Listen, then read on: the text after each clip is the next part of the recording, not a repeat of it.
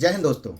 आपने एक कहावत तो हमेशा सुनी होगी या कह सकते हैं कि एक चौपाई हमेशा सुनी होगी कि करत करत अभ्यास के जड़मत हो सुजान, रसरी आवत जात ते सिल पर परत निशान।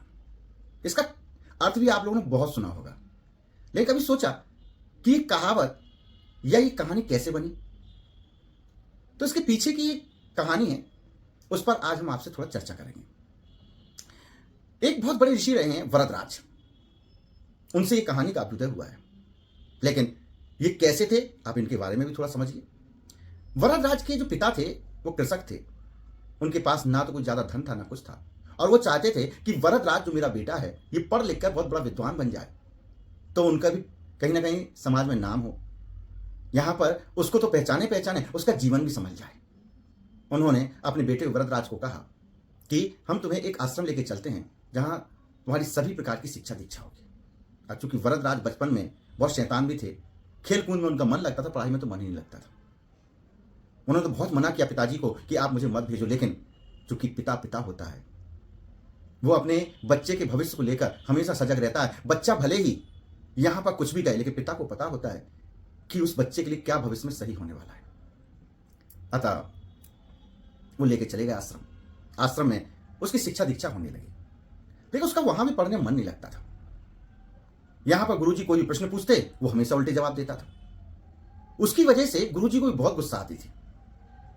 जब कुछ समय बीत गया तो गुरुजी ने उसको बुलाया, वरदराज को बुलाया, और वरदराज से कहा कि बेटा, मुझे नहीं लगता कि तुम बहुत ज्यादा आगे पढ़ सकते हो।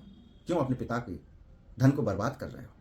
एक काम करो, तुम यहां से वापस चले जाओ और अपने पिता के काम काज में उनका हाथ बटाओ। जैसे गुरुजी ने ये बात बोली, वरदराज को बहुत बुरा लगा।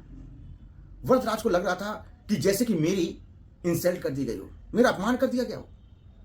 उन्होंने गुरुजी से कहा, गुरुजी आगे ऐसा कुछ नहीं होगा। आप तो जानते हैं, जैसे बच्चे को स्कूल में अगर कुछ पनिशमेंट मिलती है तो वो हमेशा कहता है कि आगे जाके कुछ नहीं होगा, लेकिन गुरुजी जानते थे कि इसका पढ़ने में मन तो लगता ही नहीं है। उन्होंने कहा कि बेटा, मैं तुम्हें अरे भविष्य की बात कर रहा हूं, जब तुम्हारा यहां पढ़ने में मन नहीं लगता है तो यहां करोगे क्या? अब चूंकि गुरुजी ने बोला ऐसा, तो ऐसी स्थिति में यही था कि वरदराज को आश्रम छोड़ना पड़ा। वरदराज आश्रम छोड़कर चले जा रहे थे। उन्हें अपने ऊपर बहुत गुस्सा आ रही थी और सोचते भी चले जा रहे थे कि अब मैं पिताजी को क्या जवाब दूंगा, क्या बोलूंगा, कुछ समझ में नहीं आ रहा था। चलते चलते यहां पर उनको प्यास भी लगी और सामने उनको दिखाई दिया कि एक कुएं पर कुछ महिलाएं पानी भर रही हैं। महिलाओं के पास गए वो, और उन्होंने कहा कि आप हमें थोड़ा सा पानी पिला दीजिए। उन्होंने उनको पानी पिलाया, और पानी पिलाने के बाद यहां पर वरदराज ने क्या देखा कि जिस कुएं से ये लोग मटके को रस्सी के माध्यम से खींच रहे हैं, उस पत्थर के ऊपर निशान पड़े हुए हैं। उन्होंने महिलाओं से पूछा कि ये निशान किसने लगाए? महिलाओं ने कहा कि भाई, ये निशान हमने नहीं लगाए हैं। अब चूंकि हम रोज यहां पानी भरने आते हैं, रोज रस्सी से यहां पर अपने मटके को, अपने घड़े को खींचते हैं, तो ऐसी स्थिति में इस सिल पर, इस पत्थर पर निशान पड़ गए।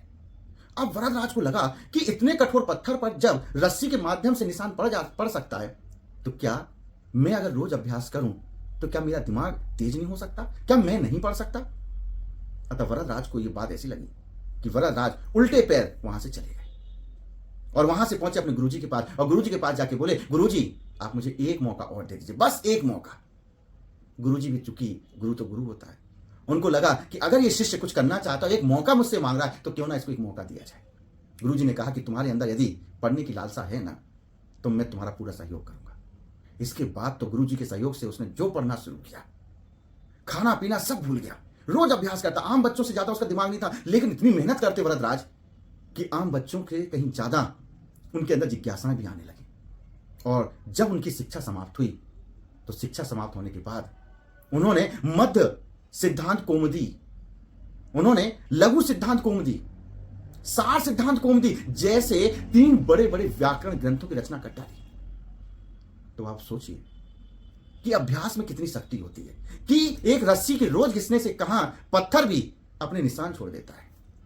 तो फिर क्या यहां पर रोज अगर हम अध्ययन करें, रोज यदि कोई भी कार्य करें, तो कोई भी कार्य इतना कठिन नहीं है कि हम उस कार्य से सफलता ना मिल सके। ये कथा ये कवि वृंद ने लिखी है, और लिखी कहां है? वृंद सतसई में। तो इस कथा के माध्यम से हम यही कहना चाहते हैं कि हताश होने की कोई आवश्यकता नहीं। एक बार असफलता मिली हो, 2 बार असफलता मिली है, अभ्यास तो कीजिए, सफलता आपके हाथों में होगी। जय हिंद, जय भारत।